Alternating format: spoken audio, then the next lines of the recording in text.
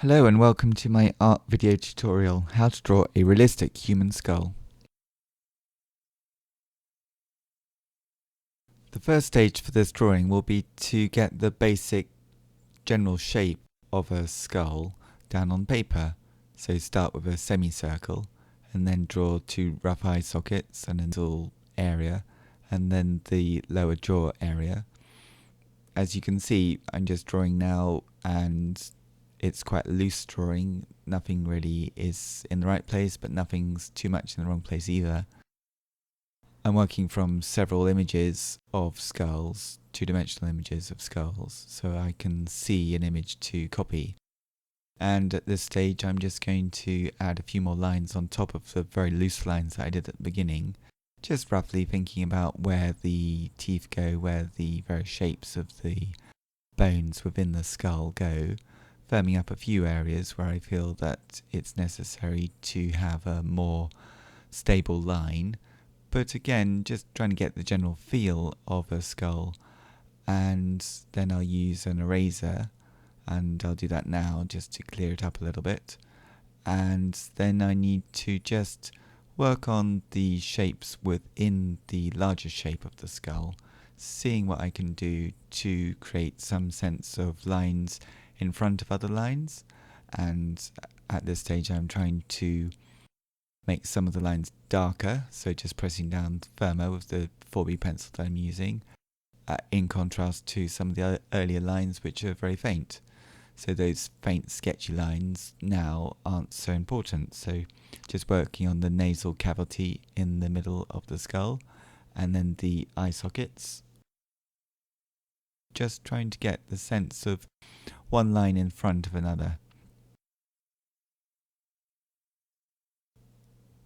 So these lines here that I'm doing now just need firming up because they're going to be darker later on when it turns into a tonal drawing. At the moment I'm going to keep it just lines for as long as I can. The jaw area down here is quite complex, so I need to get this line just right. It's sort of got the curve to it which needs to be just right.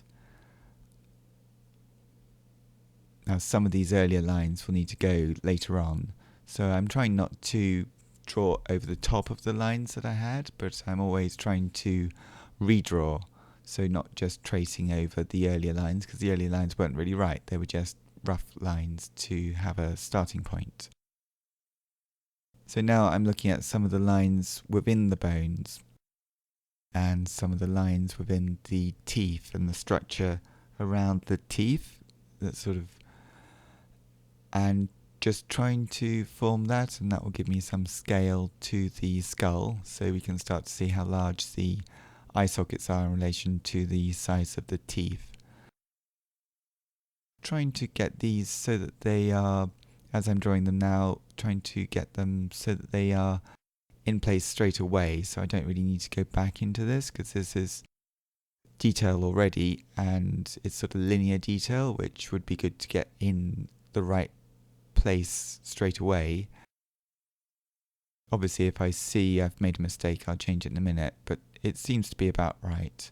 Just jumping ahead a little bit there, trying to firm up some of the lines, and now I'm going to put some tone in, and the tone is just 4B pencil again, just on the side of the pencil, get a gradual basic tone, a sort of mid-tone. So I know that some of the areas that I'm going to do in the skull are going to be darker than this, but for the moment I'm just looking at the obvious areas which are not bright and they're not really dark, so they're mid-tone. Some of these tonal areas that I'm doing I'll put a darker tone on top later on, and some of it I'll keep this mid-tone that I've got, and I'm ignoring the lines that I did earlier on.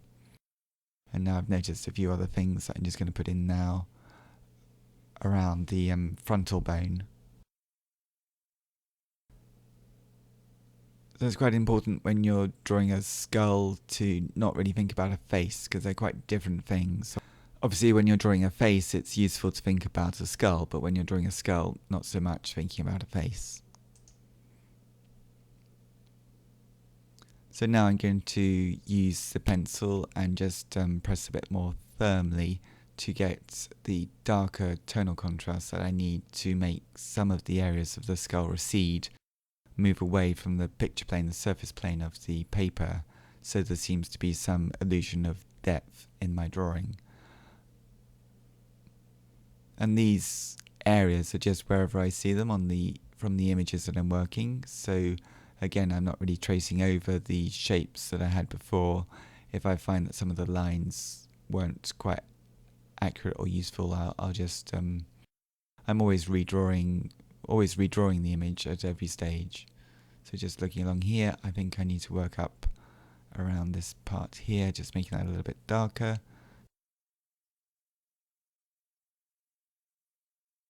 Trying to get the impression of space in between things, or air or shapes in between things. So it's not just solid shapes, but gaps in between the shapes that I'm drawing too.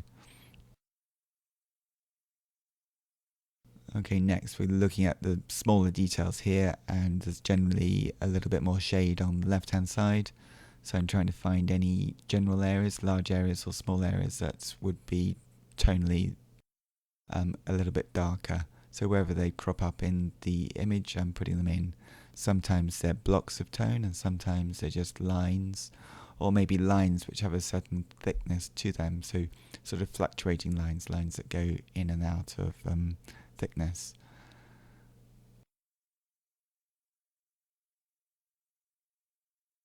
It's surprising how many small areas you can find in a drawing like this over time. I don't want the drawing in the end to be too busy, so I'm trying to simplify what I see a little bit, but get the essence of the skull, the image of a skull, more or less too. So using eraser again right now, and just clearing it up, and you can sort of draw with the eraser just by rubbing through, and it blends some of the tonal marks that you have and make it look more like a unified image, which I think is useful for a skull, because there are some lines in a skull which you want to keep, but quite a lot of it is general tonal graded areas that you want. So it's quite dramatic within small areas in this image, so I want to get that sense of drama through the powerful range of tones in small areas, and that's going to create hopefully a sense of solidity and form a little bit more. So again, just dotting around, seeing what's next, where to go. I've left this bit up here for a while, the frontal bone, so I just do that. So there isn't much drawing at the top of the skull. Most of this drawing, the tone, the lines are in the center, the sort of facial features and lower part of the jaw, and the top frontal bone is sort of a source of light as well, so I want to keep that quite simple. Within the eye sockets it's going to get quite dark, and then that will contrast with the light on the top frontal bone of the skull. So probably, here we go, put it a little bit darker in here, and in the nasal bone and along this mandible bone, the sort of jaw-like bone at the front. And the teeth are strange because they've got sort of teeth and then sockets that the teeth go into, so it makes them look quite long. That's what there is, so that's what I draw. Just trying to get in this little bit here, not really trying to make sense of what I see, but just drawing accurately as I can what I see from the images that I'm working from, sort of secondary images. Now the secondary images that I'm using, they're already two-dimensional, they're flat, they're old prints of skulls. Just jumping along here a little bit, so I developed the tones a little bit more, and it's a little bit more graded tones, so sort of merging one tone into another, so there aren't big jumps between the tones, and that makes it look a bit more solid and gives more of a texture, because if the tones are quite graded, gradually graded, it will give a smoother texture, and if they're sort of graded in a more bumpy way, then it will give a rougher texture. Trying to put some of the smaller marks and not quite cracks, but the sort of crack-like lines that you find in the skull wherever they crop up again. So I want to create it so that when I put a shadow in, which I will do a bit later on in this drawing, I've got a nice solid skull, like a three-dimensional object that you could pick up. So for that I'll need a shadow, but I'm really working on the shadows within the skull rather than the shadows cast by the skull. So working into the teeth and the teeth area, there are some lines which I had, and I'm just trying to get in those areas right now and create some tone. And there's quite a lot of small areas, and they're odd little triangular shapes, and each one's different. So each one I'm just looking at really carefully and seeing as best I can to draw them. Some of it needs, I just put here a more general tone over the top. So I'm doing lines, but I'm also adding some general areas of tone on top. Okay, and then we have this sort of line going through here, and it doesn't need to be exactly precise, but it needs to look like it's precise. So it gets a sort of feeling to it. Okay, jumping forward again, I'll put the shadow in now, because I think the skull's more or less there.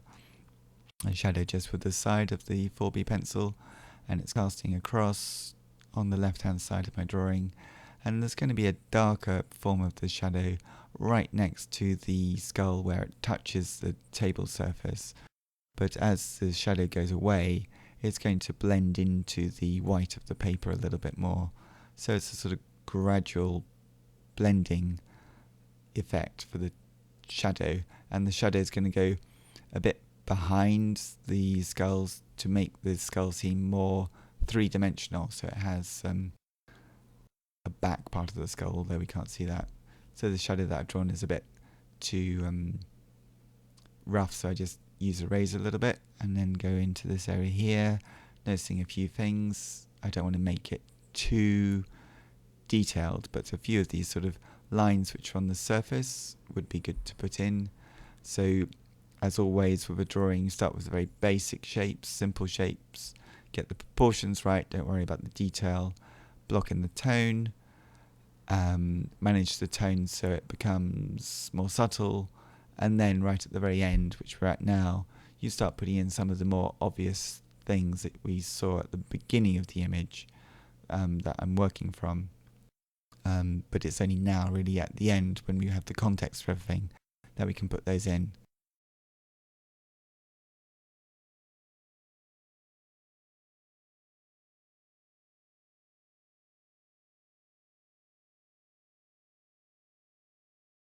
I hope you found this drawing useful for your own drawings, and hope to see you again for another Circle Line Art School video.